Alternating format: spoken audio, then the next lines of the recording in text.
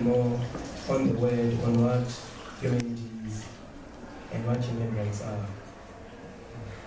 As Ubu Sangara said that we are seen as barbaric individuals or not people of conscience.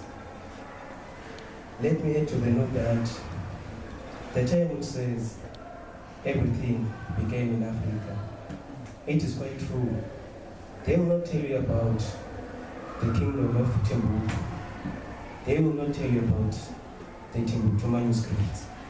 They will not tell you about the Egyptian hieroglyphs, and that is where science began. They will just cloud you with what you want to believe.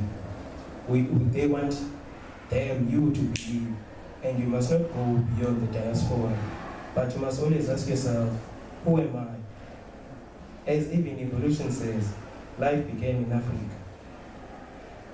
Life began in the land. They will tell you about property and show you papers that this land is mine. But can you trace it to who was the first person who owned this land? No one owns the land. The land owns us. And in an African perspective, we don't sell land. Let me make an example about the villages. When you want land, you'll go to the chief and say, no, I just saw a strip of land, I want to build here. Then any Blizzard will be called, this man wants land, let's grant this man land. We don't sell land in Africa because we don't own it. As I said, our land owns us. And to some people, it doesn't make sense why you want the land. By the land you eat, by the land you build. In the land you walk freely. We cannot call a place a restricted area. Who owns it? That is not right. Even if you can articulate some aspects of human rights to Pan-Africanism. As Pan-Africanists to say,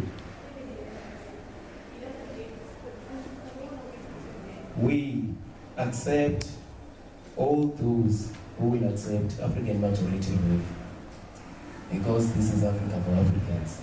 Those who come by ships, planes, and etc., we will accept them as visitors. That is what will happen. And that is what happened because it's rooted in us as Africans. When the white men arrived in 1501, the Khoisans were there, your descendants. They came and they found. They must not lie and say they came in 1652. 1652 was just a command that was given, an official command for Jan van Riebeeck to be here. The first time they came here was 1501, and the first people to resist colonialism in Southern Africa were the Khoisan. Then they chased away. Then after hundreds of years, if you know maybe the Dutch East India Company, then they saw this land, arrived there at Bellville Beach. Then they started to get in the country, bit by bit, slowly but surely. And today we find ourselves in the situation. And as Upusi Asanga said, we're still talking about human rights today. Human rights is our land. Hence, we want our land and all the rest shall fall. But if we have a tight grip on our land, as the majority of the people, then shall we indulge in African way of fixing things? Because no Eurocentric norms might fix our problems. Whether we like it or not, it will never work. We have tried it. For the past 8 years, it is not working. Now it's time for change. Thank you. Yes.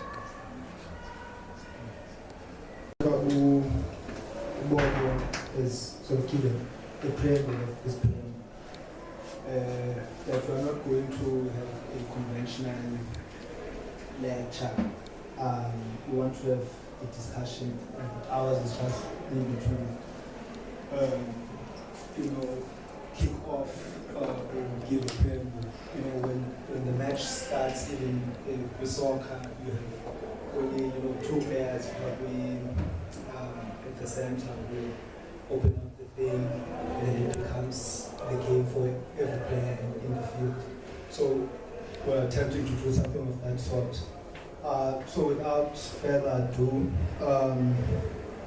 today we are commemorating the Sharpeville and Dame massacre. But the theme in the poster speaks on the relationship of blackness and human rights.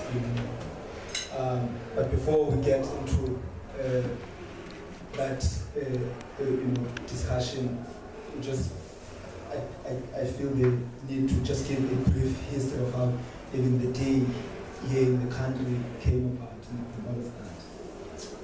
So the day is actually on the 21st of March, but then we decided to have it today. It's the 19th, so we took this away. On the 21st of March in 1960, an event took place where the people were mobilized and organized to revolt against, the past. This campaign was led by a group of young people at the time who had just broken away from the old guard. So these young radicals, these young Africanists, were part of the ANC Youth League.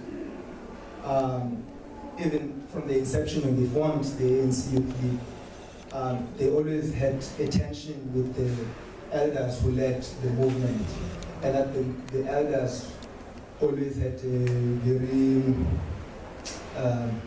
passive and liberal response towards the apartheid regime or the colonial regime. So the youth wanted to organize itself outside of the old guard, but not far away from the old guard, since the ANC at the time was the only legitimate organization for black people. So they formed this youth league and wrestled, with not just the powers that be, but also with the elders within the movement, to a point where they decided to organize themselves outside of the movement because the contradictions were just, expanding. They could not take it anymore, and they felt like the whole thing is just delaying the struggle. So if they could just break away from the movement and constitute themselves outside of the movement, led by one of the youth leaders, Robert Magalizo. From then, they formed the PAC they broke away in 1958, 1959 they formed the PAC. So this was their first, the organization was relatively new, in fact it was new when it embarked on this campaign. They drafted the program. In fact, the program was not new, it was the program of ANC, but they called it the Program of Action of 1949. So they wanted to constitute themselves outside of the party, but with the same program of action that they felt the movement was no longer, doing. Such events have been happening within the ANC since then. There's been a lot of breakaways, but most of the time people would say we do not necessarily break away from the movement. We're trying to continue with the mandate of the movement that we feel the movement is not doing anymore. So part of those things was, a radical response to the apartheid regime. So in 1960, they mobilized the people for the 21st of March to take their Donbass and then go to the police. Don't go to work, just let's go all to the police station and say that the police must arrest all of us. We are not recognizing this thing carrying Dompas. It was a peaceful march. Somuga at the time, the leader of the movement, was still inspired by the likes of Ogo Gandhi, Abu Kwame Nkrumah, who liberated their countries without taking up arms, for instance. So they still toyed around this idea of non-violence, but of course in civil disobedience without really taking up arms. But on that day, the apartheid regime, even when they sent letters beforehand that we are coming as a peaceful, group of people, it's a peaceful march. Please, Mr. President, speak to your trigger-happy boys, not to shoot at black people. And obviously, it fell on deaf ears. People who were marching, peacefully, without carrying sticks, anything that, solicited a kind of violence.